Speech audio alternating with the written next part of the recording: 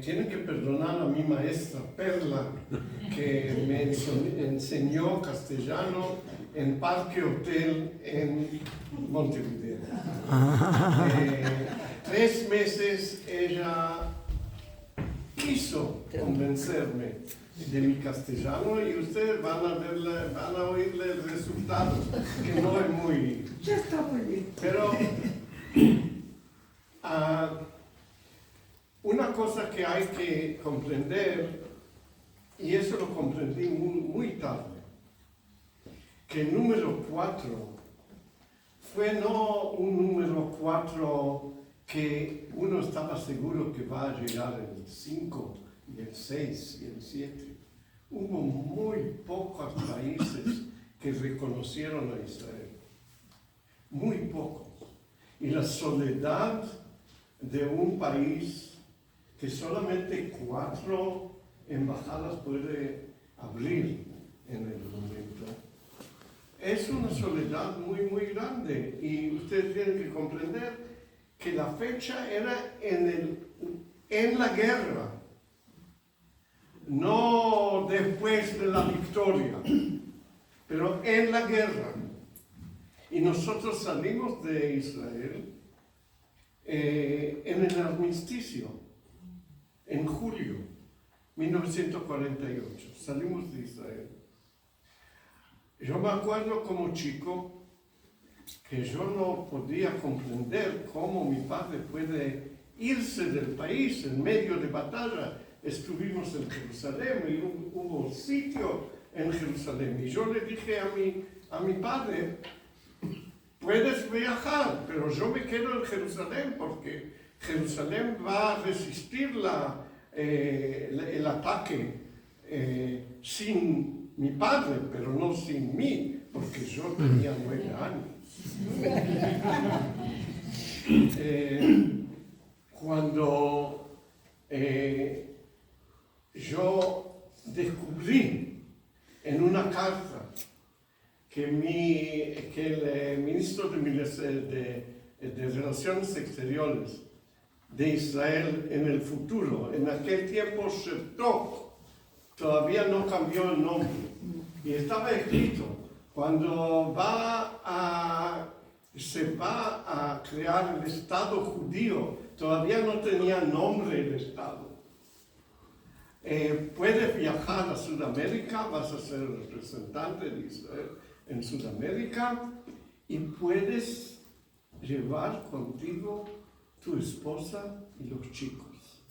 Eso fue una novedad, porque generalmente los shlichim que iban afuera solamente iban solos.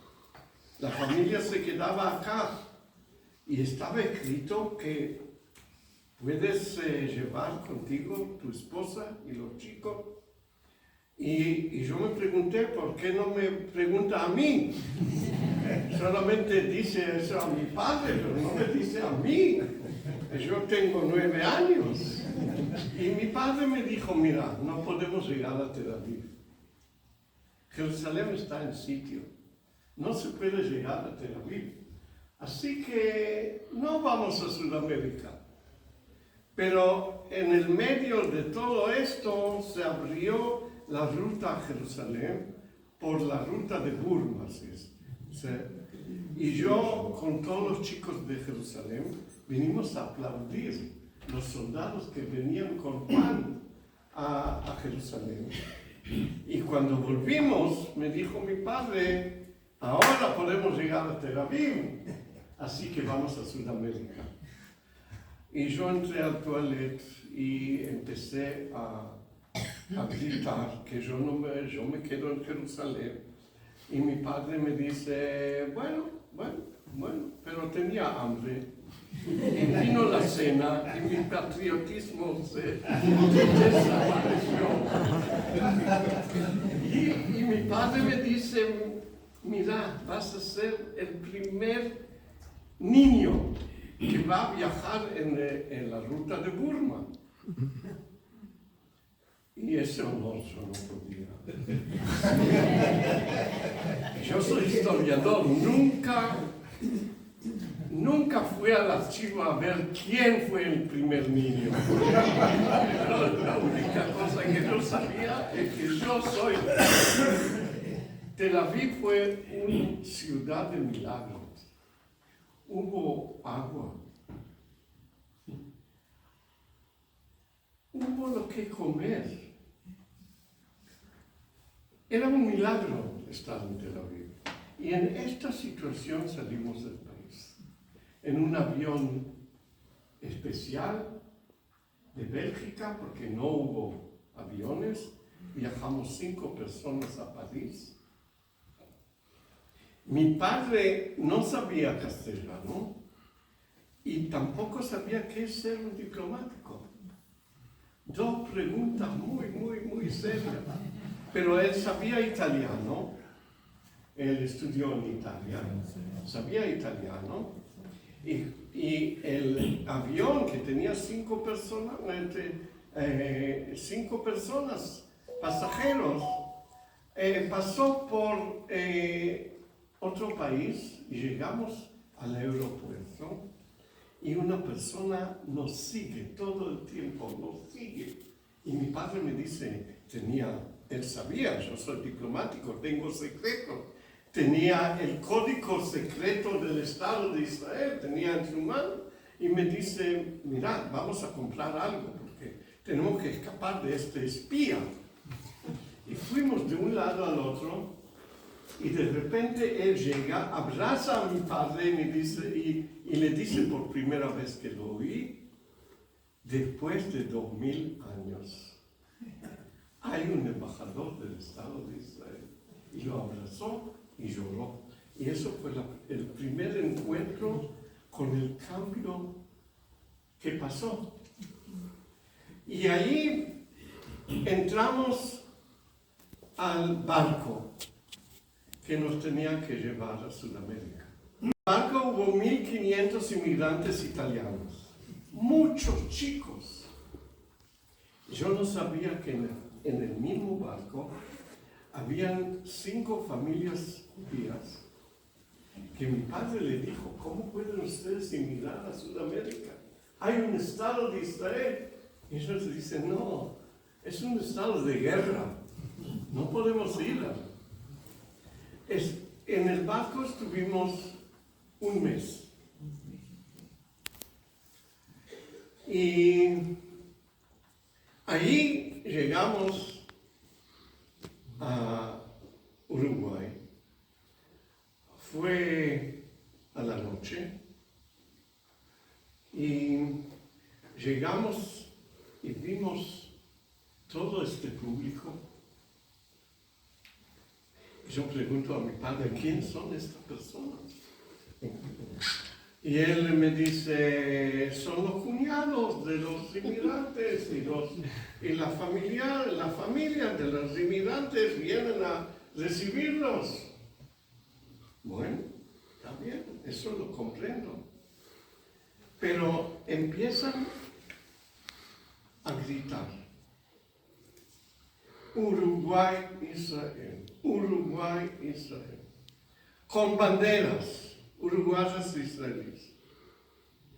Y yo pregunto a mi padre, ¿quién son estas personas? Ustedes tienen que comprender, yo vengo de Jerusalén, un sabra, no comprendo nada. Y mi padre me toma en una forma muy solemne y me dice, fija bien, este es el pueblo judío. Y yo siempre digo que yo vi al pueblo judío. Nunca en Israel vi al pueblo judío, pero en este momento vi al pueblo judío. Y cuando fuimos del barco, nos empezaron a besar. Una me dio flores más grandes que yo. Todos lloraban. Y las bendiciones en ladino, en yiddish, en árabe, en castellano, todo el tiempo así como esto. Y después de muchos ¿qué dijeron todo el tiempo? Después de 2000 años. Después de 2000 años. Yo perdí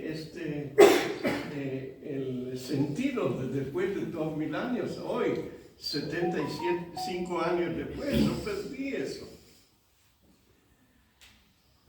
Pero hubo un grito. Atikva. Hubo 30,000 personas en el pueblo. Nunca oí en mi vida Atikva como esta Atikva. 3 días yo lloré. Y llegamos al Parque Rodó, al Parque Hotel, al casino no fui. Al casino. Pero estuve ahí y solamente medio año después Argentina reconoció a Israel. Y mi padre empezó a ser embajador de Israel en Uruguay, en Argentina, en Chile y en Paraguay porque no hubo plata para más embajadas. Así que nosotros fuimos todo el tiempo y para mí cambiar Artigas por San Martín fue algo que no fue posible. ¿Cómo comprender eso? Yo que estuve en José Pedro Varela, voy a vivir en Argentina, le dije a mi madre, a casa. Quiero ir a casa. No quiero cambiar de héroe. Pero estuve así todos estos años y ustedes pueden comprender por qué me emociono cada vez que esta buena persona me invita y tienen que oír el cuento una vez y otra vez. Pero le traje un regalo, que es una fotografía de mí en Montevideo, con la primera bandera de Israel formal, en Sudamérica.